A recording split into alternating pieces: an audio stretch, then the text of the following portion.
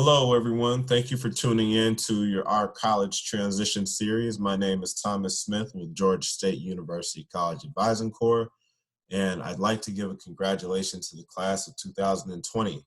You guys are going to go on to do great things. I'm so excited for what your class will do for our future.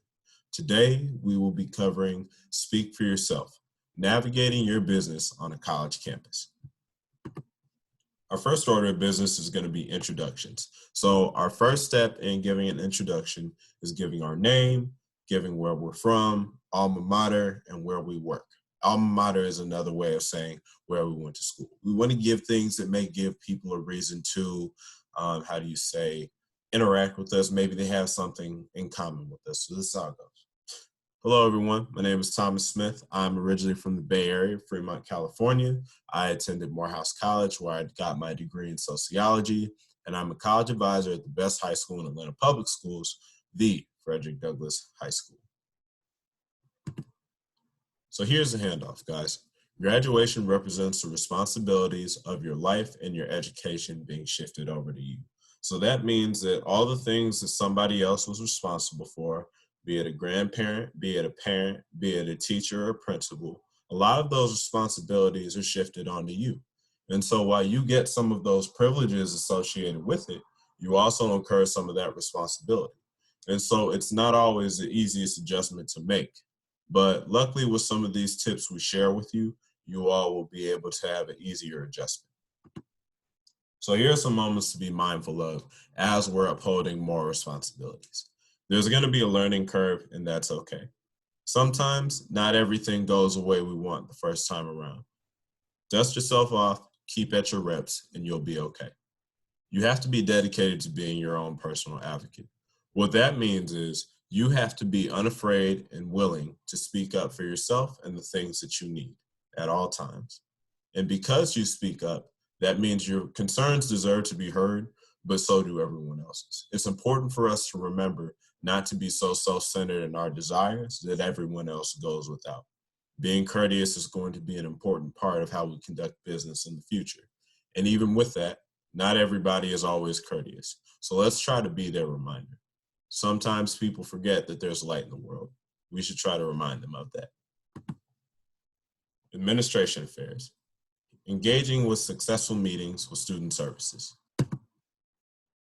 When you arrive to school, you'll have some important offices to meet with before you start your classes. There's the Office of Financial Aid, the Office of Housing and Residential Life, the Office of Student Services and Disabilities, the Registrar's Office.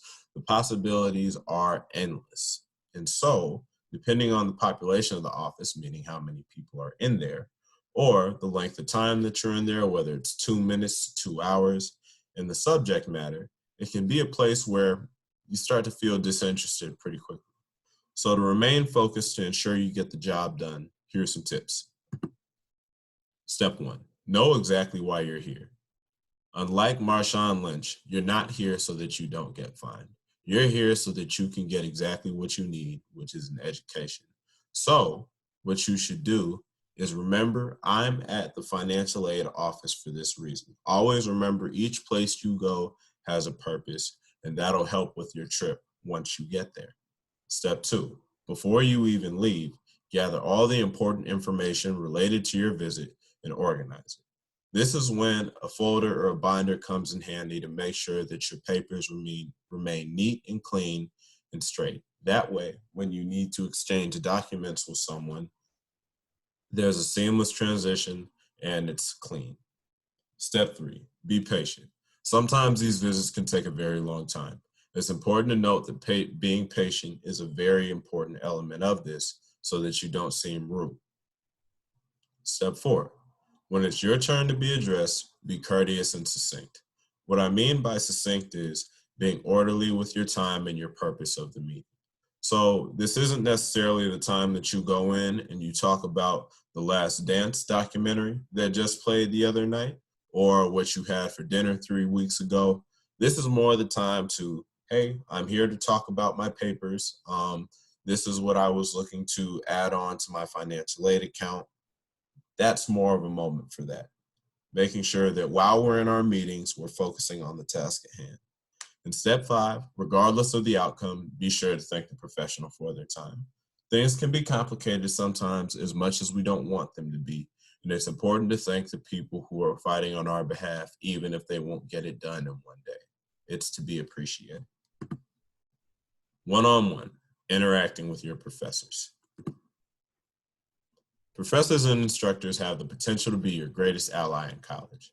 In order for them to advocate for you, they have to know you. So it's very important that you take the time to introduce yourself after your first lecture or lab. You can do this by simply going up and, in the way that we had mentioned previously, introduce yourself by name, give a few interesting facts about yourself, and explain to them that you'd really like to be successful in this class. The moments before that introduction are as important as the introduction itself. It may not seem like it, but your instructor remembers everyone who was sleeping, texting, or online shopping during class. Yes, they can tell. I don't know how, but they can tell. They also remember who's being focused, taking notes, and asking questions about the material, though. Be that kind of memorable student for your professor.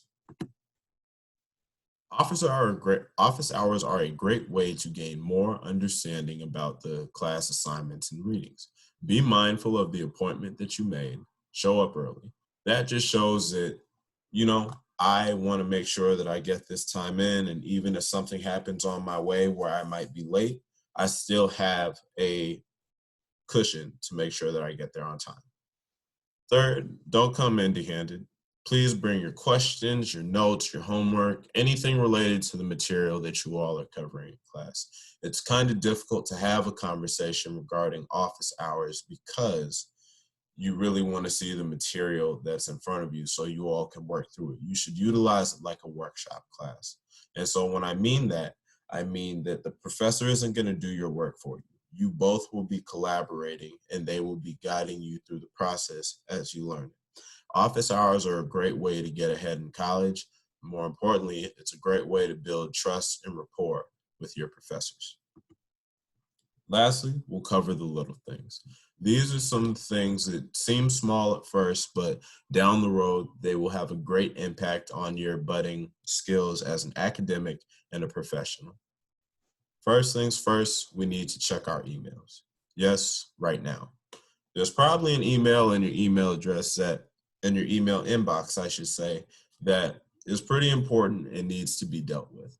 It happens to all of us. Sometimes it slips, but it's important that we check our emails every day because while in school, that's how our schools communicate with us. If the Office of Financial Aid needs to get in contact with you about a scholarship, they'll communicate with you through there. Jobs and internships will communicate with you through there. Professors will communicate with you through there. So it's important that we're always checking our email. Be mindful of your deadlines.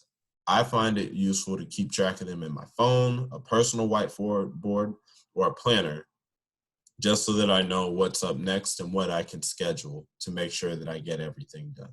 Sometimes you slip deadlines in school, but like I said, it's important to just keep a habit of being ordered. Leave for your appointments with the intention of being there 15 minutes early. Like I said earlier, this is important to just give yourself a little bit of a time cushion so that if anything happens along the way, you will still be there on time at least. Always greet whoever you speak to. In life, it's about respect, and it's important to respect those who are willing to provide services to you as you go and pursue your degree. We all have been there before, and somebody has paid it forward towards us. So it's important to start that brief gesture by just greeting someone who you work with. Try to make physical and digital copies of any forms that you complete. Keeping the receipts of your interactions will be very important in the case of an emergency happening. If you have a backup flash drive or hard drive, or if you have a cloud file sheet, you should utilize that, as well as any sort of file cabinets, folders, or binders that you may use to keep sensitive documents. And lastly, go into each situation ready to make the most of it. We think that you all will do great things in the future, and it's about the passion that you put towards these things. I'd like to thank you all for sitting in with me for this college transition series. I know that you all are going to go out and do great things and soar high. Take care.